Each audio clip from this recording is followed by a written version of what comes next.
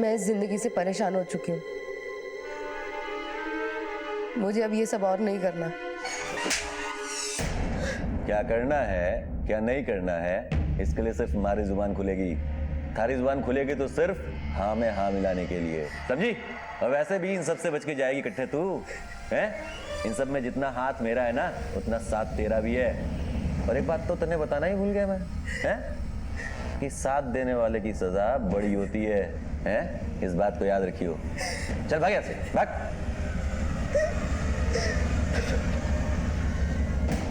अच्छा ठीक है, हाँ मैं बात करता हूँ। ठीक है, अभी रखता हूँ फोन। ठीक सर, हमारा निशाना एकदम सही जगह पर लगा है। सारे विक्टिम के कॉल रिकॉर्ड में एक नंबर कॉमन है और विक्टिम को कॉल शादी के 2-4 दिन पहले ही किए हुए हैं। हालांकि बातों की ड्यूरेशन बहुत ज़्यादा नहीं थी। आदित्य, कई बार बड़ी बड़ी बातें कम शब्दों में ही की जाती। इस वक्त वो मोबाइल कहाँ है? सर अभी नंबर स्विच ऑफ है। इस नंबर का एड्रेस निकलवाओ और इस नंबर और इस फोन के IMEI नंबर को ट्रेस करने की कोशिश करो। ठीक है सर।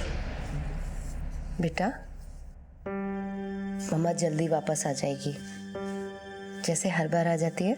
मम्मा, आपने किसी को मारा तो नहीं है ना? टीवी पर दिखा रहे थे। नहीं बेटा, मम्मा ने किसी को नहीं मारा। मम्मा जो कुछ कर रही है सब आपके लिए कर रही है। मम्मा, वो लोग आपको पकड़ के तो नहीं ले जाएंगे ना मुझसे दूर? नहीं बेटा, मम्मा को कुछ नहीं होगा। मम्मा बस यूं गई और यूं वापस आ जाएंगी, है ना? तब तक आप बैठ करके टीवी देखो।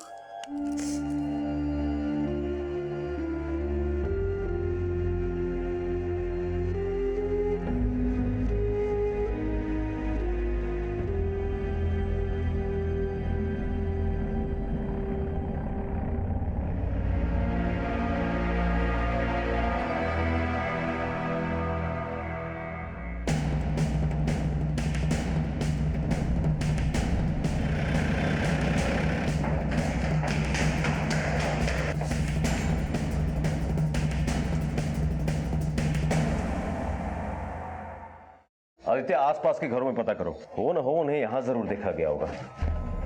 एक्सक्यूज मी, आप इसी अपार्टमेंट में रहते हैं? हाँ सर, मैं यही रहता हूँ। ये कॉर्नर वाला फ्लैट किसका है? ये कॉर्नर वाला फ्लैट तो प्रताप भाई का घर है। आपने इन दोनों को यहाँ पे आते जाते देखा है कभी? हाँ सर, मैंने इस लड़की को तो यहाँ हमेशा आते जाते देखा है, पर मैंने इस लड़की को कभी यहाँ पे आते नहीं देखा। Thank you. आदित्य, कहीं ऐसा तो नहीं कि काजल ने प्रताप के इस एड्रेस का गलत फायदा उठाकर केशव को सिम कार्ड दिलवाया हो सकता है सर। एक काम करो, हाँ हमें फौरन प्रताप के घर चलना होगा। ये पता लगाना बहुत जरूरी है कि इस पते पर कौन कौन आता था। ठीक है सर। साहब बड़े अच्छे हैं छोरी, लेकिन इनके छोरा छोरी इनको छोड़ के चले गए। अब इस हवेली का और इनका ख्याल थारे को रखना है।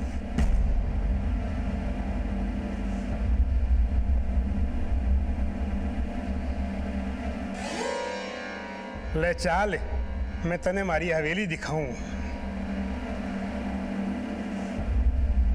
अब तो तू मारी जोरू है, सारी हवेली तने घुमा ले आयो, पर हवेली को खास कमरो है वो जो तने दिखावा ले आयो हूँ। लाजा इके मैंने मारी सारी जिंदगी कमाई है, इको ध्यान तने रखणू है।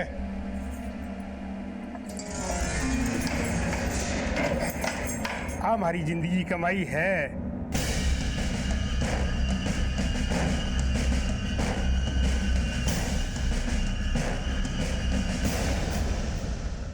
आप चिंता मत कीजिए, मैं पूरा ख्याल रखूंगी।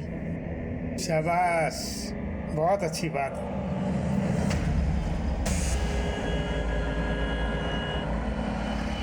आदित्य, ये दूसरा आदमी कौन होगा काजल के साथ जो? आदित्य, हाँ सर। फौरन उस पड़ोसी को फोन लगाओ। ठीक है सर।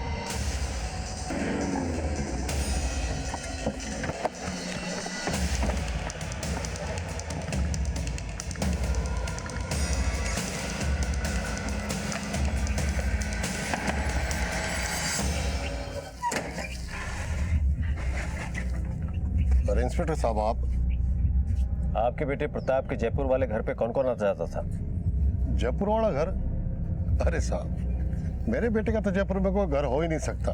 अरे जयपुर तो क्या, उसका तो कहीं भी घर नहीं हो सकता। उसके पास तो इतने पैसे थे ही नहीं, क्योंकि धंधे में इतना नुकसान हुआ था ना। नुकसान? हाँ साहब, मेरे बेटे को दारू पीने की बहुत बुरी लत लग गई थी। बात बात में गुस्सा करने लगा था। उसकी इसी आदत के कारण उसकी शादी नहीं हो रही थी, तो भी मैंने काजल से उसकी शादी करवा दी। उसके घर वाले भी इसलिए तैयार हो गए थे कि मैंने सोचा उनका कर्जा माफ कर दूंगा। मैंने सोचा था साहब शादी के बाद सुधर जाएगा। अरे क्या जरूरत थी उस केशव से उलझने की, आखिर मार दिया ना उस केशव ने मेरे बेटे को। गौर से देखो, यही आदमी था? हाँ साहब, यही आदमी था वो। एक बार फिर से सोच लो, पक्का याद है? हाँ साहब पक्का, यही था वो आदमी।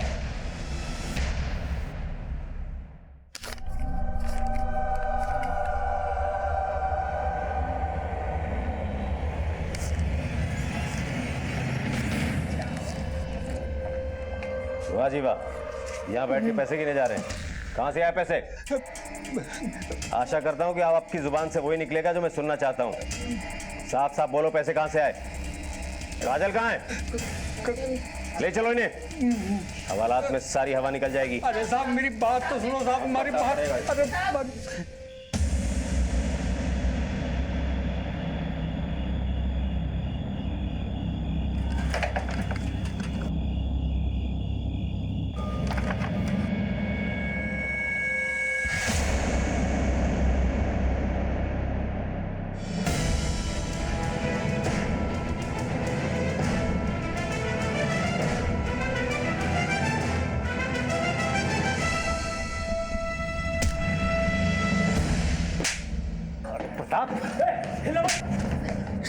तू है या तेरा भूत है ये? सबकी नजरों में तो तू बोल्ड हो चुका है। अब मैं तुझे अपनी बैटिंग दिखाता हूं। ले जाओ इन दोनों को, चल। और आपको शादी का ज्यादा शौक चढ़ रहा है। आपके इस शौक ने आज आपकी जिंदगी ले ली होती अगर हम वक्त पे नहीं पहुंचते। आगे से कोई भी गलती करने से पहले 10 बार नहीं 100 बार सोचिएगा, क्योंकि हर गलती का संबंध 100 से है। 100 नंबर याद है ना?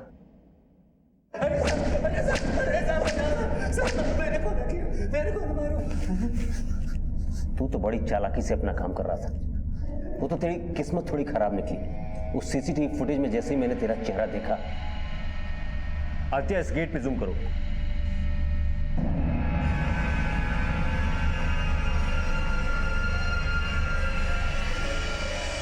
उसी समय सारा माजरा समझ गया था, और जब तेरे उस जयपुर वाले पड़ोसी को मैंने तेरी फोटो दिखाई, सारा मामला आईने की तरह साफ हो गया। गौर से देखो, यही आदमी था?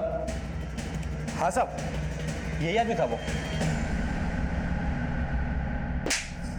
देख प्रताप, गुनाह करने वाला कितने भी कदम आगे हो, कानून हमेशा उससे 2 कदम आगे होता है। तूने ये सोच कैसे लिया कि ये सब करके तू बच जाएगा? बोल! साहब, अब हमारे को सूद ब्याज का धंधा में घना नुकसान पहुंचा। पिताजी को ये लगने लगा था कि मैं किसी काम का नहीं हूं। काम करने काज का 2.5 से नाश कर, निकल जा मेरे घर से, निकल बाहर निकल। पर इस काजल की शादी जब मुझसे हुई तो मुझे इसके पहले पति केशव के बारे में और इसके छोरे के बारे में कुछ ना मालूम था। ठगा इन लोगों ने मुझको। मैंने उसी दिन तय कर लिया साहब कि इस काजल को ऐसा सबक सिखाऊंगा कि ये जिंदगी भर भूलना तो छोड़ो साहब, सांस सांस में जिएगी, सांस सांस में जिएगी। साहब, मैंने काजल के घर जाकर उसके बच्चे को उठा लिया। फिर एक दिन काजल को मैंने केशव से मिलते देख लिया। काजल! अरे मैं मारे को थारी गिर गई ना। प्रताप! नहीं! प्रताप मेरी बात सुन! प्रताप ऊपर चल! केशव का काम तो मैंने वहीं तमाम कर दिया। उसकी मौत को अपनी मौत में तब्दील कर लिया। उसका चेहरा कुछ डाला, अपने कपड़े उसको पहना दिए, उंगलियां पहना दी। मैंने सोचा साहब कि मेरी झूठी मौत मेरी जिंदगी के एक नए दरवाजे खोलेगी। काजल वहां थी, लेकिन वो कुछ कर नहीं सकती थी ना साहब, क्योंकि उसका बेटा तो पहले से मेरे पास था। फिर उसकी इसी मजबूरी का फायदा उठा के मैंने उसका नाता और लोगों के साथ कराना शुरू कर दिया। मेरी इस तरकीब में मुझे कुछ ही दिन में लाखों रुपए दिए। ये जयपुर वाला घर भी मैंने उन्हीं कमाए हुए पैसों से खरीदा है साहब। और तेरे उसी कमाए हुए पैसों से खरीदे हुए घर ने तुझे फांसी के तख्ते तक पहुंचा दिया है।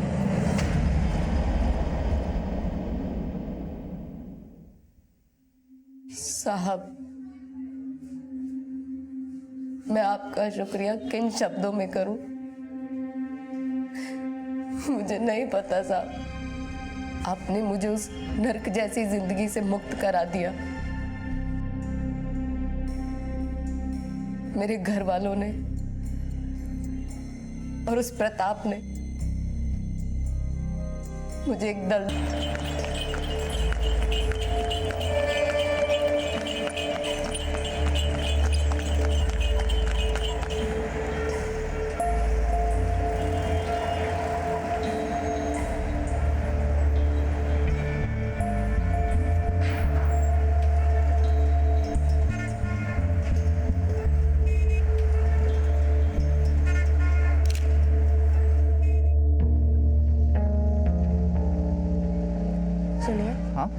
क्या हम कुछ दिनों के लिए अपने घर जा सकते हैं? बस कुछ दिनों के लिए। अभी तो हमारा हनीमून शुरू भी नहीं हुआ, आप जाने की बात कर रहे हैं। आज की रात के लिए हमने एक खास जगह चुनी है, आपके साथ कुछ खास पल बिताने को।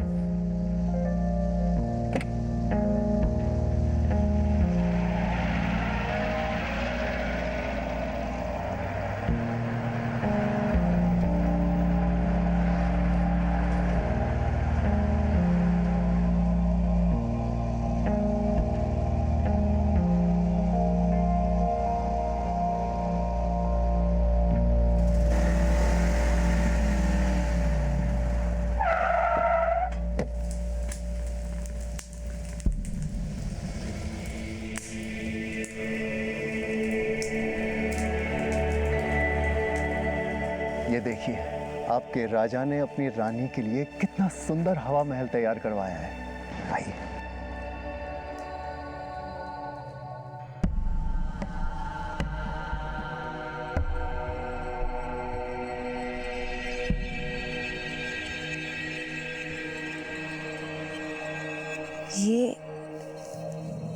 ये क्या है? राजा की रानी को एक छोटा सा तोहफा। आप जल्दी से ड्रेस पहन कर आइए।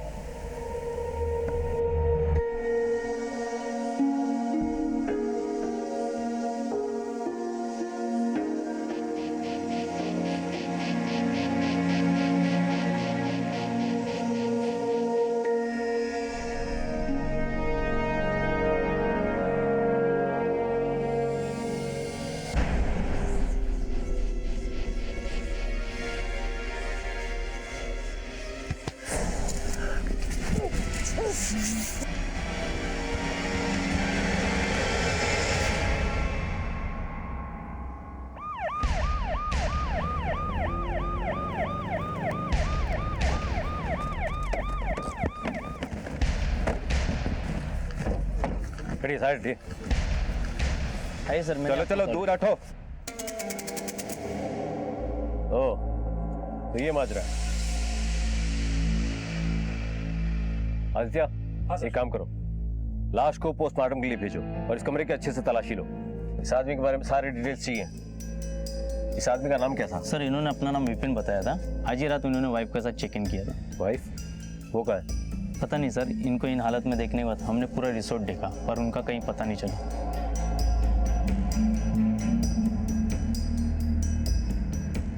सर मैंने पूरा टेंट अच्छे से चेक किया है। विक्टिम का सारा सामान गायब है, मोबाइल, पर्स और यहाँ तक के सारे कपड़े भी। बीवी और सारा सामान सब कुछ गायब है और है तो सिर्फ एक चीज, एक 40-45 साल के आदमी की लाश। आदित्य ऐसा करो, रिजॉर्ट के रजिस्टर में जाकर चेक करो, इसके डॉक्यूमेंट्स की कुछ जेरॉक्स कॉपी होगी और साथ ही इसके मोबाइल नंबर्स और परमानेंट एड्रेस लिखाया होगा, वो भी पता करो। सारी डिटेल्स निकालो, हमें फौरन इसके घर पे इत्तला करना होगा। राजस्थान के विपिन मारवा की अभी कुछ ही दिन पहले शादी हुई थी। अपने जीवन का एक लंबा पड़ाव अकेले पार कर चुके विपिन मारवा की खुशी का ठिकाना नहीं था, लेकिन इससे पहले कि वो इन खुशियों को यादगार बना पाते, किसी ने उनकी हत्या कर दी और उनकी हत्या के तुरंत बाद उनके साथ जयपुर घूमने आई उनकी पत्नी भी गायब हो गई। क्या विपिन मारवा की मौत और उनकी पत्नी का इस तरह से गायब हो जाना एक सोची समझी चाल थी? क्या इन दोनों घटनाओं के बीच में कोई संबंध था? कौन था वो शख्स जो विपिन मारवा पर नजर रखे हुए था? क्या विपिन मारवा की मौत एक हादसा था या फिर एक साजिश?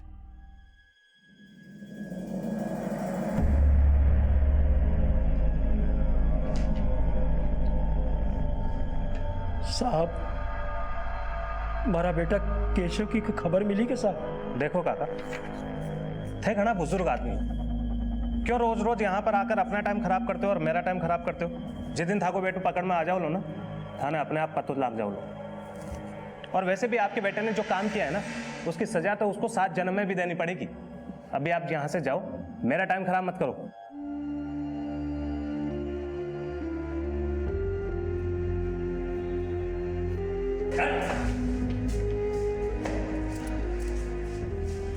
क्या हुई हो? केशव का कुछ पता चला? दरोगा जी ढूंढ रहा है। वह कह रहा है कि जियाई मिल जासी, सबसे पहले आपा ने खबर करसी। आप लोग केशव मिल जासी।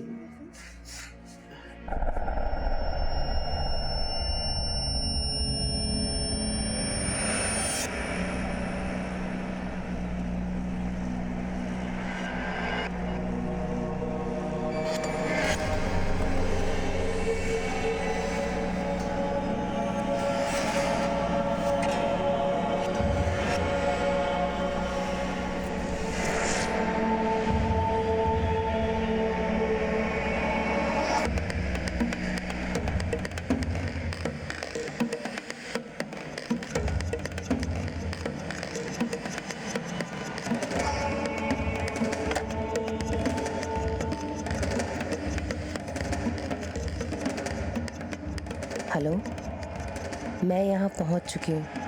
कहाँ मिलना है? सर, ये रही विपिन की पोस्टमार्टम रिपोर्ट। रिपोर्ट के मुताबिक विपिन की मौत दम घुटने की वजह से हुई है, पर गले पर तो कोई निशानी नहीं मिले हैं सर। शायद किसी ने मुंह पर तकिया रखकर विपिन को मार डाला। आदित्य। हाँ सर। अब तक हमें उसकी बीवी के बारे में कुछ नहीं पता चला। रिजॉर्ट के सीसीटीवी फुटेज का क्या हुआ? सर, मैंने चेक किया, पूरे रिसोर्ट में कहीं भी सीसीटीवी नहीं है जिसके जरिए हमें उसकी बीवी के बारे में कुछ पता चलता। रिसोर्ट के अंदर रात में रुके लोगों से और नाइट शिफ्ट के स्टाफ से मैंने पूछताछ की थी, किसी ने उसका चेहरा देखा ही नहीं था सर। रिसोर्ट के रजिस्टर में विपिन ने पता क्या लिखवाया है? सर, अजमेर।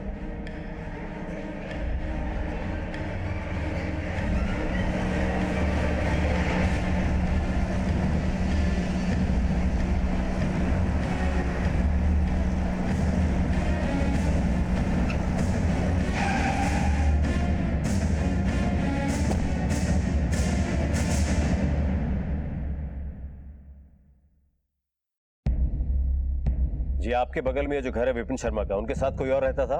वैसे तो सर इस घर में हमेशा ही ताला लगा रहता था। अब विपिन भाई तो हमेशा काम के सिलसिले में बाहर रहते थे, पर हाँ साहब, पिछली बार जब वो आए थे तो उनके साथ एक औरत थी, शायद जिसके साथ विपिन भाई ने शादी की हो। आपने उस औरत का चेहरा देखा था? नहीं साहब, वो तो हमेशा ही घूंघट में रहती थी। एक आध बार बात करने की कोशिश की थी पर वो ज्यादा बोलती नहीं थी, पर विपिन भाई हमेशा उनके साथ रहते थे। आप जिस नंबर को डायल कर रहे हैं वो इस समय स्विच्ड ऑफ है। आप जिस नंबर को डायल कर रहे हैं वो इस समय। सर, जब से विपिन की मौत हुई है उसका नंबर स्विच ऑफ आ रहा है। आदित्य, उसकी बीवी मोबाइल तक लेकर गई है और इसके पड़ोसी से बात करके ऐसा लगता है कि जैसे विपिन को भी उस औरत के बारे में ज्यादा कुछ पता नहीं होगा। 45 साल का था, अकेला, हो सकता है 20-22 साल की लड़की देखी और झटपट शादी कर ली। लेकिन उस औरत के लिए ये शादी नहीं बल्कि एक प्लान था, विपिन को बर्बाद करने का प्लान। एक काम करो। हाँ सर। विपिन के मोबाइल के पिछले 1 हफ्ते के सारे डिटेल्स निकालो। वो कहाँ कहाँ गया, किससे मिला। अगर हमें ये पता चल गया तो शायद हमारे हाथ कुछ बहुत बड़ा सुराग लग सकता है। ठीक है सर। विपिन हनीमून पे था, वो जरूर कुछ होटल्स, रेस्टोरेंट्स, टूरिस्ट प्लेसेस पे गया होगा। उन जगह की सीसीटीवी फुटेज में हो सकता है हमें वो लड़की दिख जाए, या हो सकता है शायद कोई और हो जो इनके बारे में कुछ जानता हो।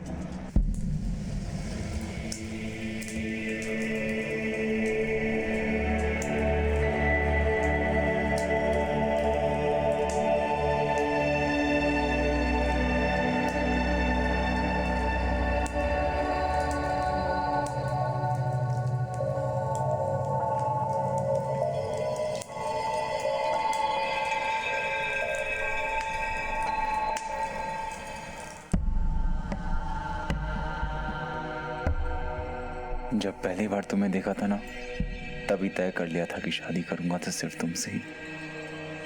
दिमाग से लेकर दिल तक की नसों में अब खून नहीं, सिर्फ तुम्हारा ही नाम दौड़ता है।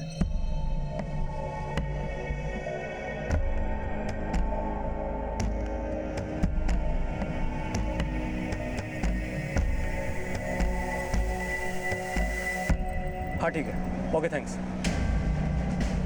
सर विपिन का मोबाइल जयपुर में एक्टिव था। लोकेशन हवा महल, अल्बर्ट हॉल जैसे एरियाज थे। फिर उसके बाद वो रिसोर्ट गया। हवा महल के लोकल पुलिस वालों ने हमें बताया है कि हवा महल के पास में एक शॉप है जिसके सीसीटीवी फुटेज में उन्हें कुछ ऐसी फुटेज मिली है जिसमें विपिन के साथ जो लड़की थी वो साफ दिख रही है। फौरन उस सीसीटीवी फुटेज को मंगवाओ। ठीक है सर।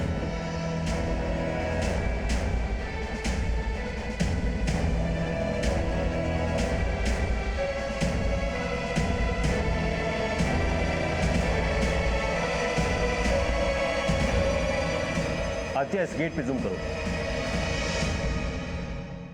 फौरन इस वीडियो से इस लड़की की तस्वीर निकालो और उसको चारों तरफ के पुलिस स्टेशन में सर्कुलेट करो। ठीक है सर। और हाँ, ये भी पता करना कि इस लड़की के खिलाफ कोई केस तो नहीं दर्ज है किसी और थाने में। ठीक है सर। भाभी, भाभी। आई बन्ना।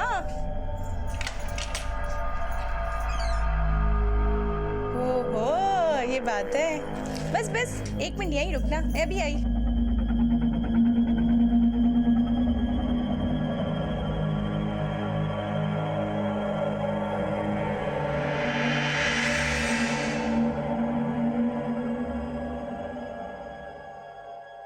अपना दाहिना पैर आगे बढ़ा के इस कलश को गिराओ और घर में गृह प्रवेश करो। इतनी खूबसूरत दुल्हन कहाँ से चुरा लाए बन्ना? भाभी, चुराया तो इसने था। पहली मुलाकात में मेरा दिल। अच्छा? सिरोही में पहली बार मिला इससे। अच्छा। जब वो प्रॉपर्टी वाले काम से गया था। हाँ हाँ हाँ। प्रॉपर्टी के उस काम में तो मुझे नुकसान उठाना पड़ा भाभी, लेकिन भगवान ने मुझे पूजा देकर मेरी जिंदगी के हर नुकसान की भरपाई एक ही बार में कर दी भाभी। अरे बस बन्ना, तुम पे तो मजनू का ही भूत सवार हो चुका है। अब बस खड़े खड़े बातें करने की, इसको आराम भी करने दोगे भाई? भाभी आप भी ना।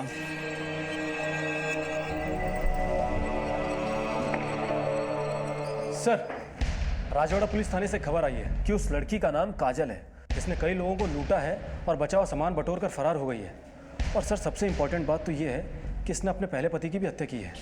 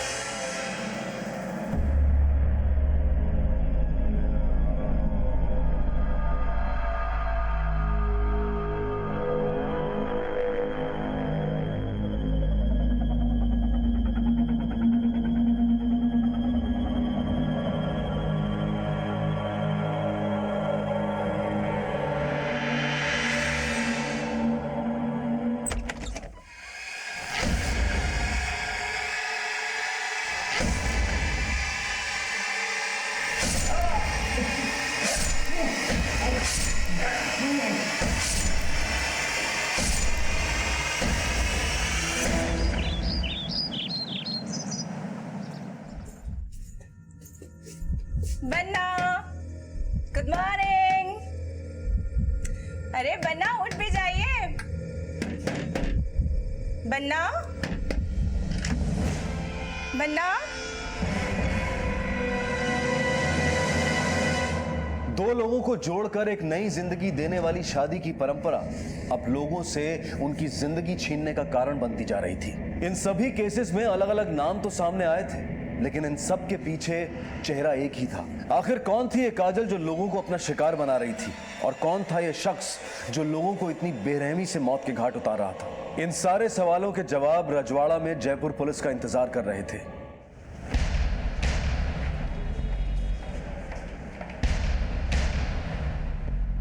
सर, इस काजल की तलाश तो हमें काफी समय से थी। काजल की शादी यहीं राजवाड़ा में प्रताप सिंह के साथ हुई थी, पर प्रताप और काजल का रिश्ता कुछ ठीक नहीं था। प्रताप उसके साथ में शारीरिक संबंध बनाना चाहता था, पर काजल को उसमें जरा भी दिलचस्पी नहीं थी। एक दिन काजल अपने घर से बाहर निकलती है पर प्रताप को उस पर शक था, जिसकी वजह से वो काजल का पीछा करना शुरू करता है और पीछा करते करते वो पास ही के जंगल में जा पहुंचता है। वहां जाकर देखता है कि काजल अपने प्रेमी केशव के साथ में कुछ आपत्तिजनक हालात में मिलती है। वो गुस्से में आकर काजल को उल जलूल कहने लगता है और यहाँ तक कि काजल के साथ में मारपीट भी करता है कि तभी केशव एक बड़े से पत्थर के साथ में उसके ऊपर वार करता है और उसका मुंह पूरा कुचल डालता है। और यही नहीं सर, इसके बाद केशव पेट्रोल छिड़क कर उसकी लाश को आग लगा देता है। उसी दिन से ये दोनों फरार हैं। अब काजल अपने हुस्न के जाल में लोगों को फंसाती है, उन्हें विश्वास दिलाती है और बाद में उनसे शादी कर लेती है और केशव की मदद से उनकी हत्या कर उनका सारा सामान लूटकर भाग जाती है। हेलो, क्या?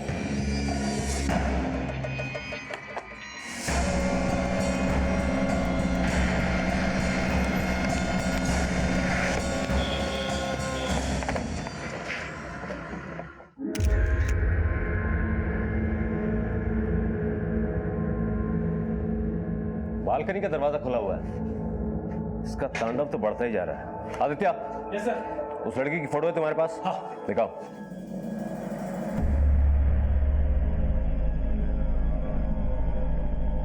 यही वो लड़की है जिसने अपना नाम पूजा बताया था? आपका देवर इस लड़की से कहाँ मिला था? सर वो प्रॉपर्टी के किसी काम से सरोई गांव गया था। आपका देवर सिरोही किससे मिलने गया था? सर किसी जमींदार से मिलने गया था, संदीप नाम था शायद। वहीं वो इस पूजा से मिला और उससे शादी कर ली। आदित्य।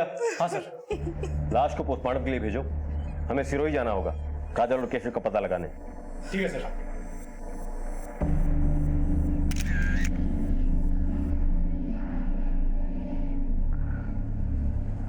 गौर से देखिए इस लड़की को। ये लड़की लोगों को पहले अपने प्यार के जाल में फंसाती है और फिर करती है शादी और फिर बना डालती है सुहाग रात को मौत की रात। इस कुकर्म में इस लड़की का साथ देता है इसी का बॉयफ्रेंड। अगर कहीं भी ये लड़की दिखाई दे तो इसके भोलेपन में ना फंसे, बल्कि नीचे दिए गए नंबर पे फोन करके पुलिस को सूचित करे।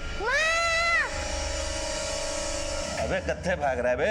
हैं? तन्ने एक बात बताऊं, सांप से ज्यादा शहर सपूले में हुए है।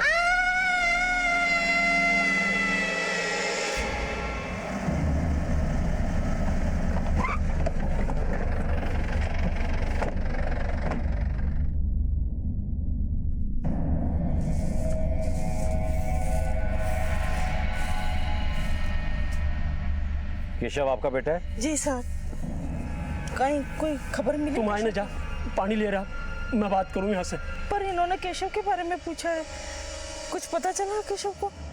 देखिए माँ जी, हमें भी आपके बेटे की तलाश है। उसने कई लोगों का खून किया अपने साथी काजल के साथ मिलकर। देखो साहब, मारो बेटो केशव और काजल एक दूसरे से प्रेम करे साहब। मैं कोई मंदिर में जाकर शादी कर ली साहब, क्योंकि काजल का घरवाला है ना साहब, मैं भी की शादी केशव से करवा में आनाकानी कर रहा साहब। उसने कभी आपसे मिलने की कोशिश की या कभी फोन किया? अगर फोन करते या मिलते तो मैं थाना का इतना चक्कर थोड़ी काटता साहब। मानो तो इतना ही पता है कि कड़े दूर शहर में चला गया साहब अपनी नई जिंदगी की शुरुआत करवाने। फिर साहब एक दिन मैं देखो कि वो प्रताप के साथ शादी कर रही है साहब। प्रताप एक नंबर को सूदखोर है साहब, और भी को बाप मंगत साहब वो भी एक नंबर को सूदखोर है।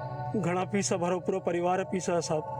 हाँ ये तो मैंने पता है साहब कि प्रताप से भी कोई नातो ही हो साहब। नाता?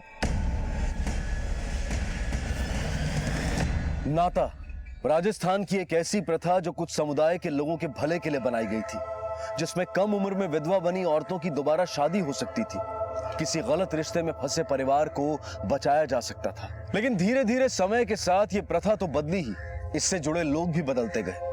आज भी ऐसे कई गांव हैं जहां बेधड़क इस प्रथा के नाम पर औरतों की खरीद फरोख्त की जाती है। हमारे देश में ऐसे कई राज्य हैं, कई समुदाय हैं जिनकी अपनी अलग अलग मान्यताएं हैं, प्रथाएं हैं, और इनकी शुरुआत इंसानियत की भलाई के लिए ही की गई थी। लेकिन कुछ लोग ऐसे होते हैं जो हर अच्छे काम में गलत मकसद ढूंढ ही लेते हैं, और ऐसा ही कुछ देखने को मिला इस केस पे। सिरोही गांव के माने सब लड़का का घरवाला है ना सब, वह पीसा देर अपनी मनपसंद की लड़की से शादी कर सके साहब। फिर वह जी भी उम्र की लड़कियों ने साहब 20 में शादी कर ले साहब। અહીંયા प्रताप और काजल को भी नातो हो साहब। साहब एक दिन एक आदमी मार कर आयो। केशव ने प्रताप को खून कर दियो। प्रताप को खून कर दियो साहब केशव। अब मारो बेटो खूनी कोनी साहब। साहब माँ का घर के मायने तो खाने पीने में भी शुद्ध शाकाहारी है साहब। माँ के घर में तो मच्छर मारो भी पाप है साहब। मारो बेटो कोई को खून को नहीं कर सके साहब। देखिए कई बार जो दिखता है वो होता नहीं है और जो होता है वो दिखता नहीं है। इसी होने और दिखने के फर्क को पहचानना हमारा काम है। और आपका बेटा जो कर रहा है एक बाप होने के नाते आप सुन नहीं सकते और कानून की नज़र में सब एक है। जिस दिन आपका बेटा हमारे हाथ आ गया उस दिन कानून का फंदा उसके गले में होगा। साहब मारो बेटो निर्दोष है साहब, मैंने छोड़ दो साहब।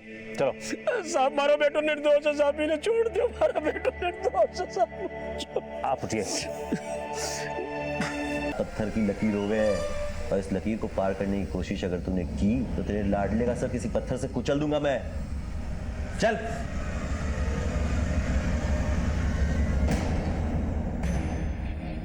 काका किसी संदीप को जानते हैं आप लोग जानते हो किसी संदीप को? भाई साहब ये जमींदार संदीप का घर कहाँ होगा? कौन संदीप?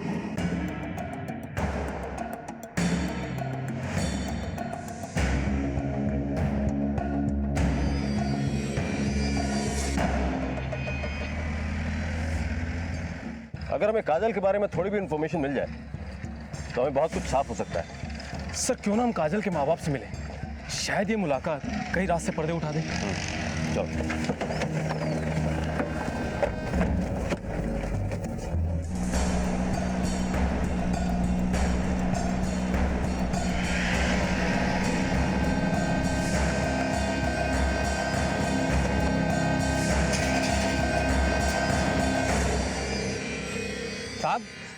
साहब आ बात बिल्कुल साची है कि मैं माँ की बेटी काजल को ना तो प्रताप से करे हो पर जब से आज तक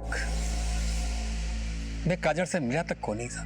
तो आप उससे अब तक नहीं मिल पाए और यहीं आपके गांव का एक शख्स करण उससे मिलता है, यहीं के मंदिर में उससे शादी करता है, आपकी बेटी उसे जान से मार देती है। ये सब कैसे हो गया बावर जी? आपका गांव तो 5 सड़कों में खत्म हो जाता है, इनमें से कोई भी रास्ता आपको अपनी बेटी तक लेकर नहीं गया। मैं आपने साची कह रहा हूँ, मैं काजल से बिल्कुल नहीं मिला और जो करण नाम तो मैं आपका मुंडा तो सुन रहा हूँ साहब।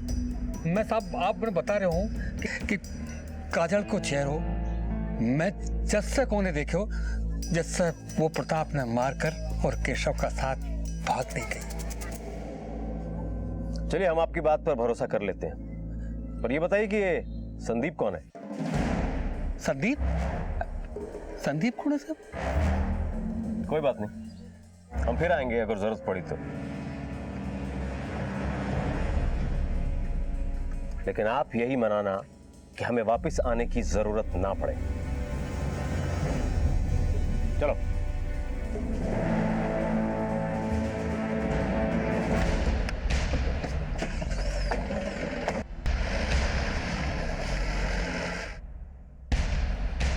झांको, पुलिस वाला आया था, मैं थाने कह रही हूँ कि थोड़ा दिनों का वास्ते शांत हो जाओ। बड़े बड़े धमाकों के पहले छोटी मोटी चिंगारियों पे ध्यान नहीं देते। अब तक जो मिला वो तो फुलझड़ी थी, इस बार ऐसा खेल होगा कि पूरी दिवाली मनेगी दिवाली। ये मौका हमारे हाथ में ना हमारी किस्मत में आया है, इसे मैं इसी तरह जाने नहीं दूंगा। हाँ साहब, इंतजाम हो गया है, छोरी बहुत चौखो है, ख्याल रखेगी थारो। ऐसी लड़की की जरूरत है मुझे। हाँ भाई, वैसे ही ढूंढी है जैसे थारो को चाहिए थी। बाकी आप नाते के पैसे का इंतजाम रखो, जल्दी उसे लेके आपके गांव आता हूँ। अरे जल्दी से जल्दी आ जाओ, पीसा तो तैयार ही पड़ा है, चिंता क्यों करो हो। पैसे और लालच की नींव किसी भी रिश्ते को खड़ा नहीं होने देती, बल्कि उसे खोखला बना देती है। अक्सर कुछ लोग रिश्तों को बनाने से पहले इस ताक में रहते हैं कि आगे बनने वाले रिश्तों से वो कैसे मुनाफा कमा सकते हैं, और वहीं अगर ऐसे लोगों के हाथों में नाता प्रथा जैसी व्यवस्था लग जाए तो अंजाम बहुत भयानक हो सकते हैं। इस व्यवस्था का दुरुपयोग यहां भी हो रहा था, लेकिन कौन थे वो लोग जिनका चेहरा अभी सामने आना बाकी था, पर बहुत जल्द इस केस की सारी परतें खुलने वाली थी। ये ले जाओ, पेपर तैयार करवाओ। सर, गांव में तैनात हमारे कांस्टेबल से 2 बातें पता चली है। पहला तो ये है कि काजल के माँ बाप ने प्रताप के पिता मंगत से काफ़ी पैसा ब्याज पे ले रखा है, जिसकी वजह से उन्होंने काजल की शादी प्रताप से कराई। दूसरी इंपॉर्टेंट जानकारी ये है कि काजल का एक बेटा भी है, प्रताप से नहीं बल्कि उसके पहले पति केशव से, जो से प्रताप के साथ हुई शादी से पहले ही हो चुका था। मुझे पहले से ही काजल के परिवार वालों पर शक था। मुजरिम के साथ साथ उसे बचाने वाला भी बराबर का भागीदार होता है। वक्त आ गया है इस जुर्म से उनकी भागीदारी खत्म की जाए।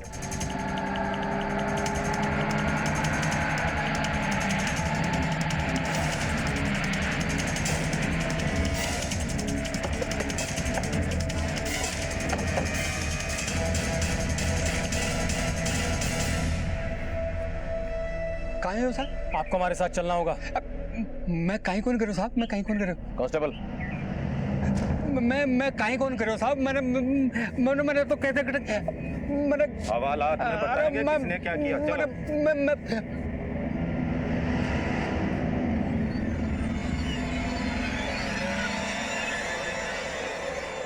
उम्र ज्यादा है आपकी, तजुर्बा भी ज्यादा होगा, इसलिए मैं नहीं चाहता कि आप जरा भी झूठ बोलें और आपको दर्द भी ज्यादा हो। इसलिए जो भी पता है बिल्कुल सच सच बताओ। आपने बच्ची ने बचावा का रखे थे, माँ बाप काहे नहीं कर सके साहब। मैं काजल ने शहर से वापस बुला लिया। केशव का साथ रहता हो गया 2 साल हो गया था। वो केशव का साथ खुश कौन हुई, मैंने पता लगे केशव से उनका एक बच्चों भी है। मेरी उन्हें प्यार से समझायो कि बेटा केशव और बी का साथ गुजारा हुआ दिन भूल जा और प्रताप सु नयो नातो कर ले, जिससे मारो कर्जो उतर जाए। मने तो इतना ही बेरो है साहब कि केशव प्रताप ने मारकर जला दियो साहब और काजल ने अपने सागे ले गयो साहब। हमें इतना ही पता है साहब, ये आगे मैंने कहीं कौन बेरो साहब। तुम्हारी बेटी की वजह से कईयों ने अपनी जिंदगी से हाथ धोया। अब तक वक्त और किस्मत दोनों तुम्हारी बेटी का साथ दे रहे थे, लेकिन कानून ना वक्त को मानता है ना उसके हाथों में किस्मत की लकीर है जिसके आगे वो झुक जाए। तुम लोग जा सकते हो।